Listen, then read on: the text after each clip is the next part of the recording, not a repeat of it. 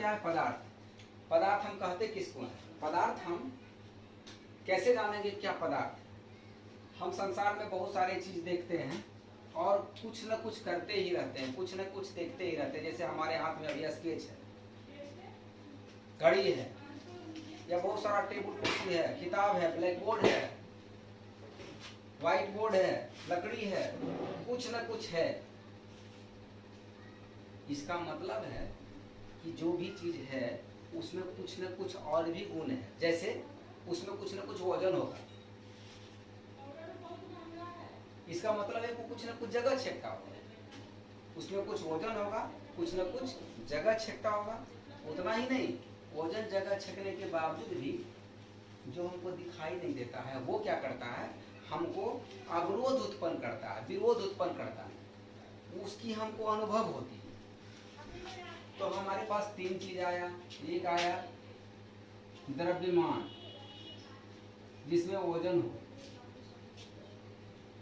दूसरा जो जगह छेकता हो अर्थात आयतन, और तीसरा जिसकी हमें अनुभूति होता हो। जैसे हम कभी मोटरसाइकिल पर चलते हैं, कार पर चलते हैं या ट्रेन पर चलते हैं तो थक जाते हैं। थकने के वजह क्या है?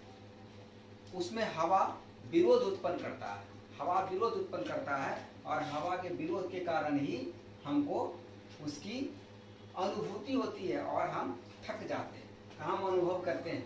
ऐसा अनुभव करने के लिए और भी हमारे पास सेंस ऑर्गन है, जैसे कान है, नाक है, जिससे हम टेस्ट लेते हैं, जीभ है, तो हमको कान से भी अनुभव होता है, आवाज़ का अनुभव होता है, या हवा तेज होने का भी अनुभव होता है, और कुछ सुगंध आती है उससे भी हमको अनुभव होता है, इससे अनुभूति होती है।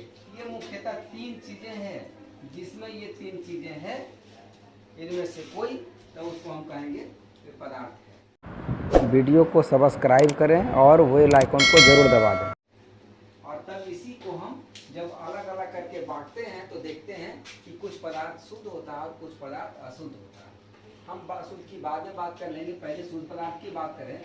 शुद्ध पदार्थ वे होते हैं जिसमें किसी भी प्रकार का मिलावट नहीं होता है, यह एक ही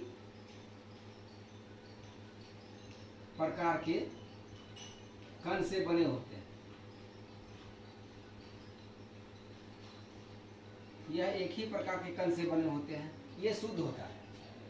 तो शुद्ध को हम दो भागों में बांटते हैं, एक को कहते हैं तत्व, दूसरा कहते हैं यौगिक। तत्व क्या है? वह पदार्थ, वह छोटा से छोटा पदार्थ जिसको हम और अधिक विभाजित नहीं कर सकते हैं, उसको हम तत्व कहते हैं।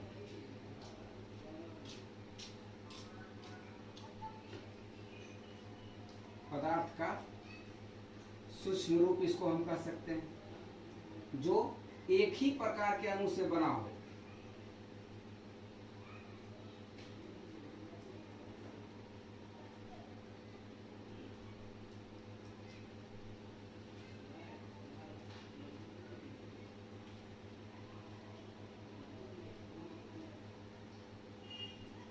तत्व कहलाता है।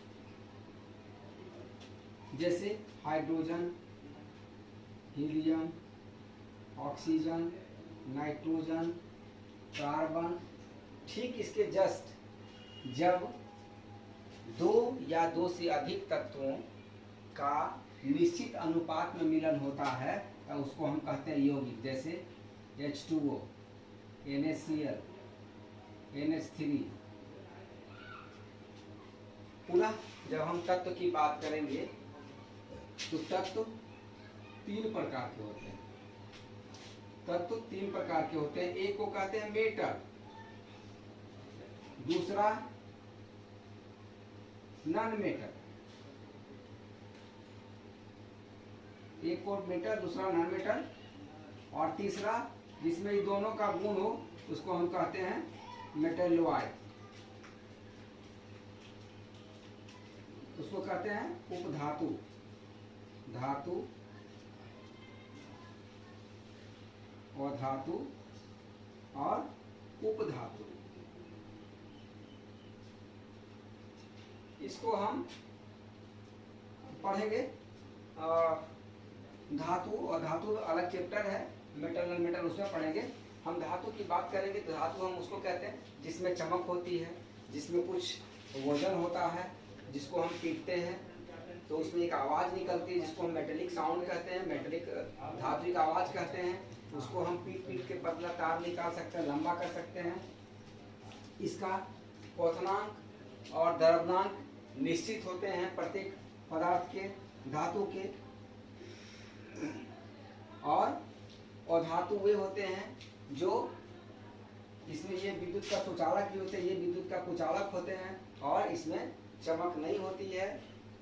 और इसका एक अपवाद है ग्रेफाइट, ये जब भी रहता है ठोस रूप में, और ये जब ये भी रहता है ठोस रूप में, लेकिन कुछ गैस के रूप में भी या लिक्विड के रूप में भी होता है, जैसे ब्रोमीन और नॉन मेटल है लेकिन वो गैस के लिक्विड के रूप में रहता है। इसमें भी ये ठोस के रूप में रहता है, जबकि पारा जो है वो लिक्विड के रूप में रहता है। इसको हम आगे देखेंगे।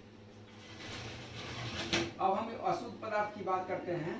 ये अशुद्ध पदार्थ ही मिश्रण कहलाता है। जैसे मिश्रण भी दो प्रकार के होते हैं, समांगी और विषमांगी।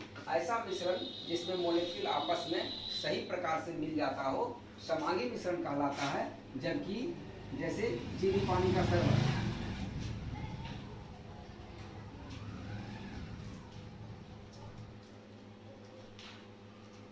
जबकि ऐसा मिश्रण जो बराबर मात्रा में नहीं मिलता हो, ऐसे मिश्रण को हम विषमांगी मिश्रण कहते हैं। यौगिक छूट गया। यौगिक कहते हैं दो या दो से अधिक तत्वों के निश्चित अनुपात, इसमें अनुपात निश्चित रहता है। जैसे इसी की बात करें हम तो 2 भाग हाइड्रोजन और 1 भाग ऑक्सीजन के मिलने से जल बनता है। इसी प्रकार सोडियम क्लोराइड का भी यही हाल है, अमोनिया का भी यही हाल है।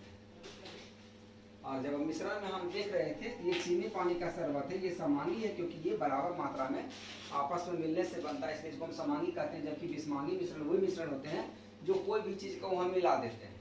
जैसे मान लिया बालू में हम पत्थर का टुकड़ा डाल दिए या लोहे के टुकड़ा डाल दिए तो मिश्रण बढ़ गया, तो उसको हम कहते हैं विषमांगी मिश्रण। इस प्रकार से हम जान गए कि पदार्थ शुद्ध और अशुद्ध होता है। अब हम जानेंगे पदार्थ की अवस्थाएं। पदार्थ की 3 अवस्थाएं होती हैं।